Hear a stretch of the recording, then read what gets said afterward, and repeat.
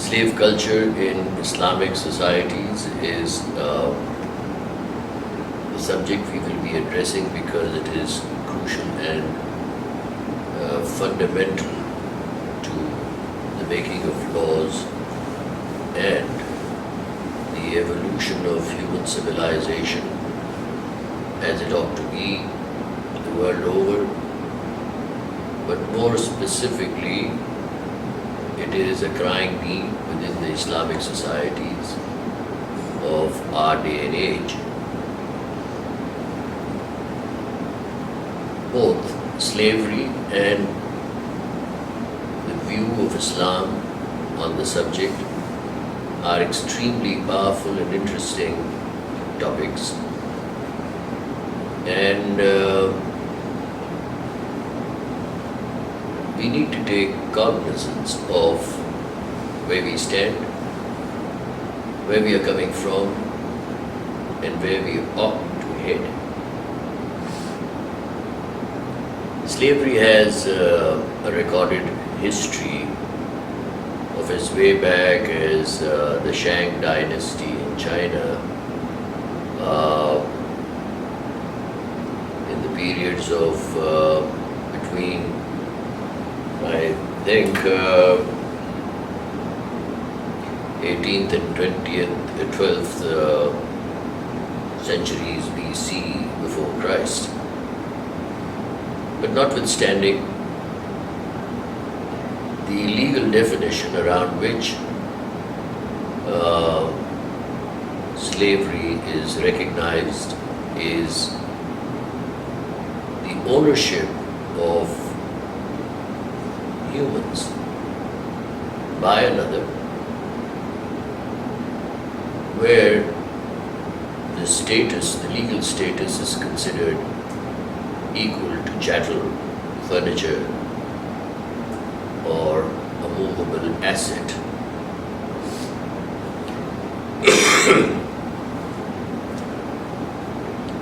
And there are varieties and there are variations in the forms of slavery that do exist, starting from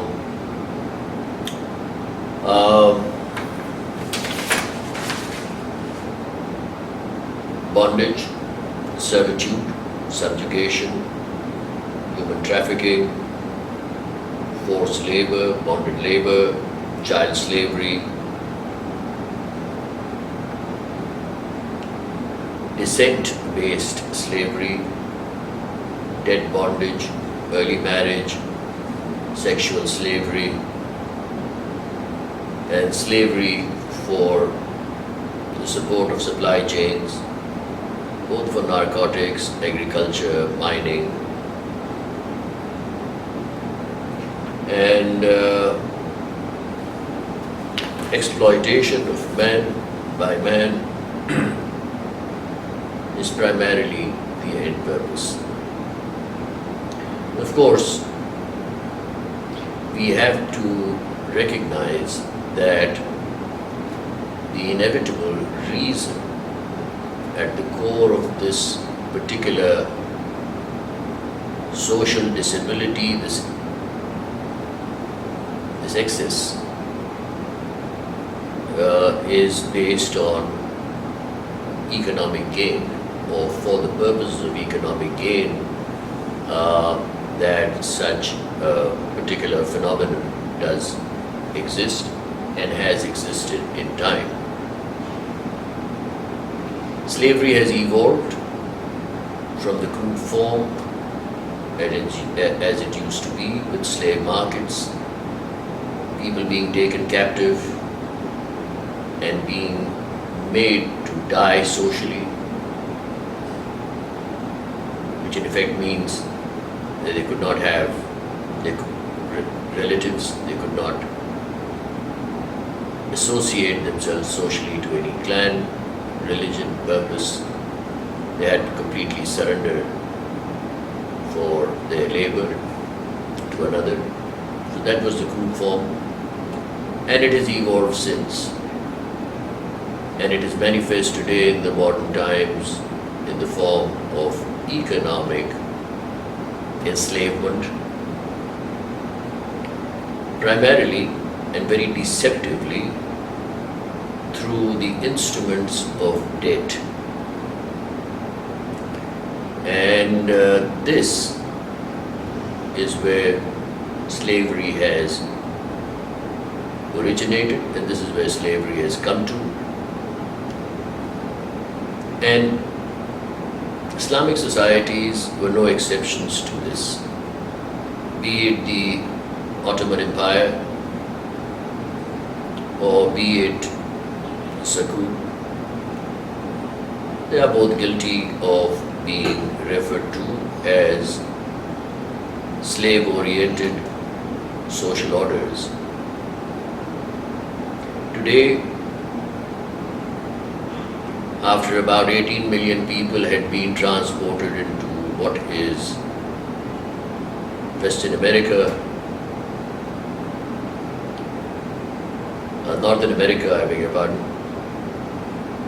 and 2 million people died en route, the slavery lives in the front end of human civilization as it does exist.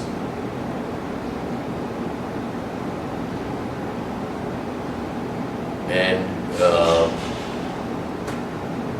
slaves that were brought into North America were based on a myth that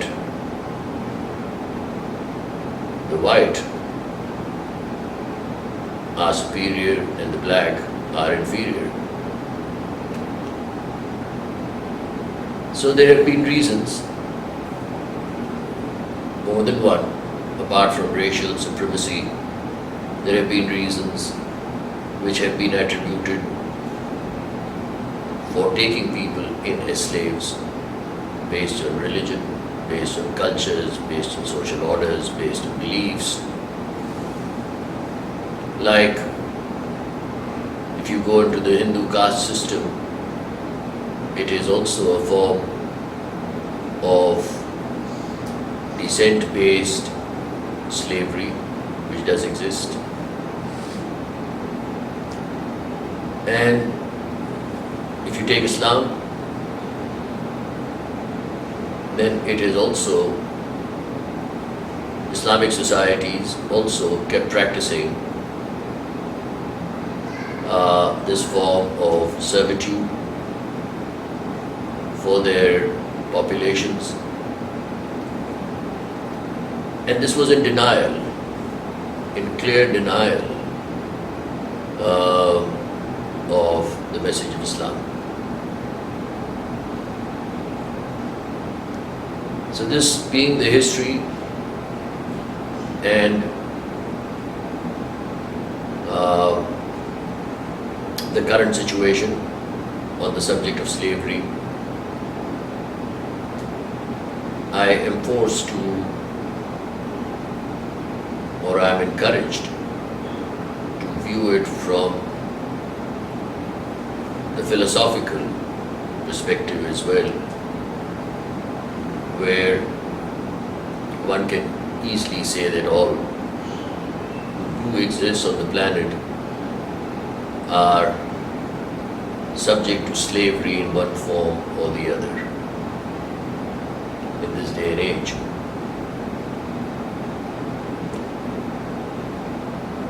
We need to, in tandem, also view the injunctions of Islam on the equitable management of societies and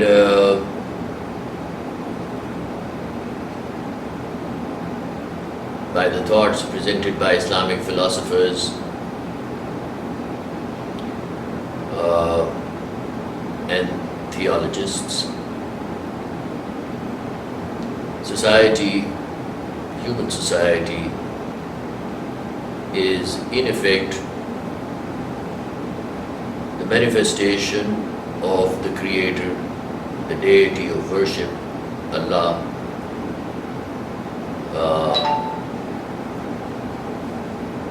as we see it.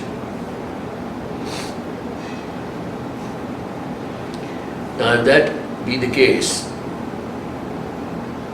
then From this philosophical perspective, the message of Islam is extremely powerful, and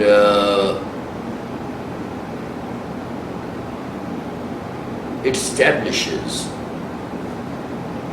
the factors of equity and equality for all among societies, among those who exist in any society. And the question of slavery, therefore, is absolutely unacceptable and is refuted in the most vehement terms possible. As societies have evolved in Islamic regions,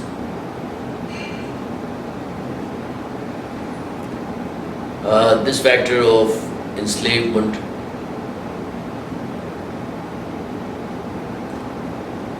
has lived, but for reasons which were different, as they do exist in Europe and in America, or South America, or Africa. In Muslim societies, they have existed because of feudalism. They have not existed so much for economic reasons as they have existed for feudalism. That means the two poles in the management of societies, i.e. economics, social justice, and material justice, have been both flouted with the presence and existence of feudalism.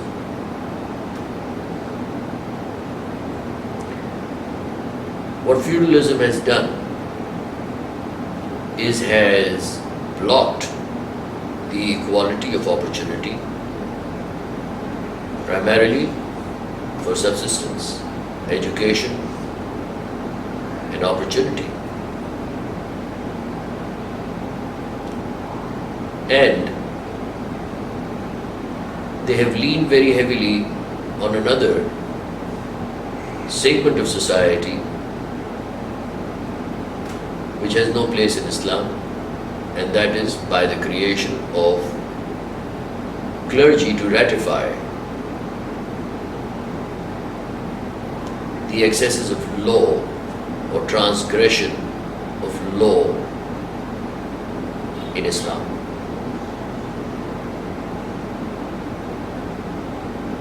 It is in the nature of man to justify his actions, and wherever there is a transgression of law, there is a cultural, social, religious justification that has come to the table to legitimize and escape from the punitive dimension of the excess or the transgression that has been caused. So, when we want to address slavery in Islamic societies, the history is gross, but a continuation of the rudimentary social orders that did exist from about 1200 to 2000 years prior to Christ, and have evolved in a different way in Muslim societies, Islamic societies, to remain manifest by taking people into slavery on the basis of religious supremacy, social supremacy, lineages, and so on and so forth. This is a clear breach of the equitable laws that have been presented by Islam, and therefore most condemnable.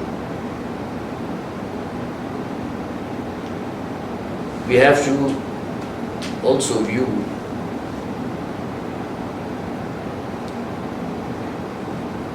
the reasons why slavery has become or has been and is a valid necessity. And we have to go back to economics, wherein the factors of production, the efficacy of cost is increased when the labor becomes less costly or free. The compensation of labor is the linchpin on the basis of which slavery and the concept of slavery has thrived. Of course, the larger picture is that laws have been promulgated such that enslave people to the law. So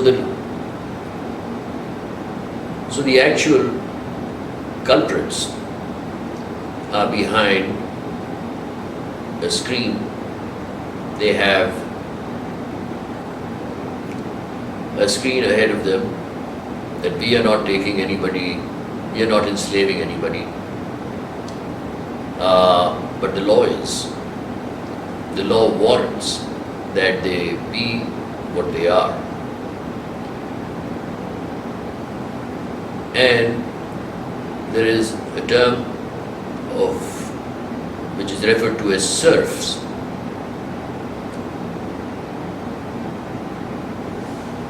Where enslaved labor, that means labor without adequate compensation or the right degree of compensation, are referred to as serfs. And those without compensation are referred to as slaves. So the evolutionary process in which the institution of slavery and the promoters of slavery have hid themselves behind are the laws where, as it meets the eye, one can that all right, here are people who are employed for a wage. But in effect, if the wage is not in consonance or is not adequate, then it is indeed a form of slavery. So these are this is the historical background and the current status of slavery universally, the world over. And in the Muslim societies more so, but for a slightly different reason. And it is important and pertinent in this talk that we view how this particular aspect can be mitigated so that we meet with the egalitarian and idealistic levels for the management of societies as propounded by the dictum or the message of Islam.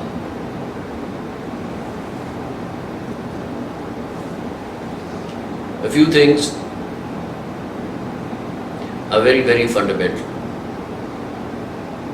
in the management of societies. And the first, again leaning on Islam, is the availability of education at a level of parity for all. Now this is again in consonance with the message of Islam. And this education at a level of parity has to be again based on the method which has been prescribed by the dictum, where competition has been set aside and the transfer of knowledge has been given relatively greater importance. Where people meet and the wisdom is transferred from generation to generation, from people to people of different cultures, different ethnicities, different racial backgrounds, different beliefs. And there is no bar in this interaction for people who subscribe to different religions, different beliefs. The second thing which is very, very important is the availability of opportunity. Slavery deters, blocks, prevents, prohibits the availability of opportunity for all. Islam, on the other hand, demands that there should be equal opportunity for all. However, it qualifies it based on the will and wisdom of individuals, where parity or the social status of individuals can be differentiated between one and the other. They cannot be looked upon as equals. But at no point in time in the message, though people can be economically different, there can be a disparity. There can be a disparity in the levels of knowledge. The status for human treatment is firmly based on factors of equality when it comes to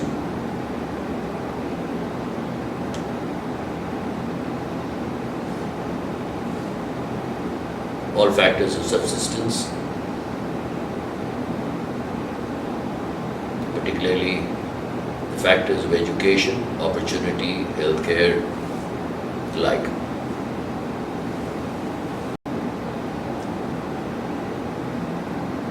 Summing up this particular talk on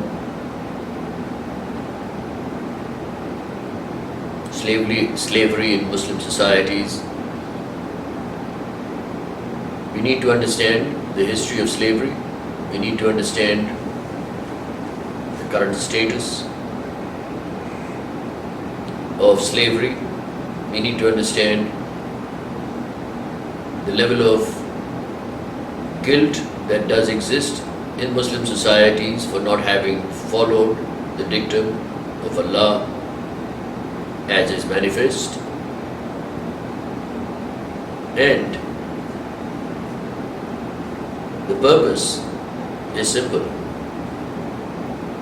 The purpose is to address laws and the making of laws that will provide compulsive education to all and will provide, as a consequence, equal opportunity. That means the social order in Muslim societies and the order for economic parity will have to be based upon the will and wisdom of individuals. So, laws that have to be legislated in Muslim societies have to free themselves from feudalism, as is incumbent. They will have to free themselves from subservience of any nature or sort, of alien powers, will have to free themselves from monolithic governments and structures of governments that are monolithic in nature,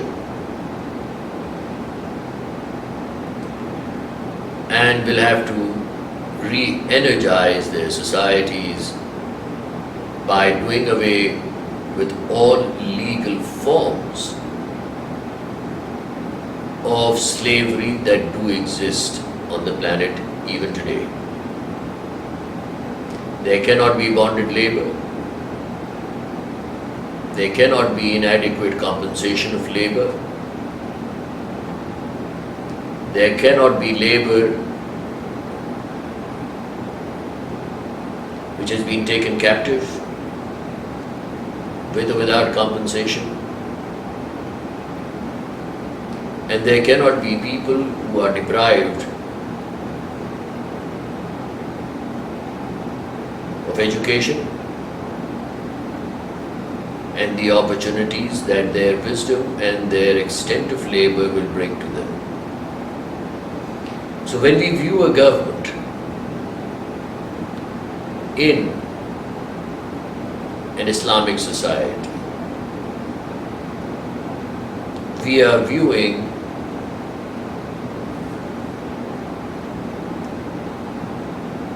not viewing rulers, we are viewing servants. Governments are there to serve, not rule. That's the fundamental difference. And when we find governments that are there to serve and not rule, then what we are seeing right now is the cost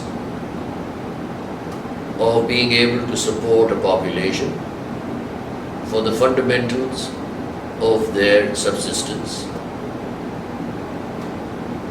Education heading the list.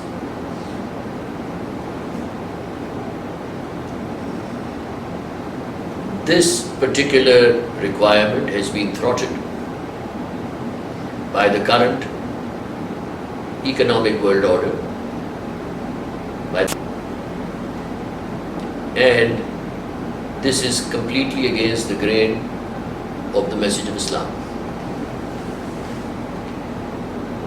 The purpose to visit the aspect of slavery, its dimensions, is just this, that legislation and the invoking of legislation that are in consonance with the message of Islam are absolutely necessary and incumbent to do away what the Muslim societies have so far done over 1500 years, and to denounce the deceptive structure which is in place, reducing man machine, reducing man to a factor of production, reducing man, declassing him from the status that has been given to him by the Creator. Thank you.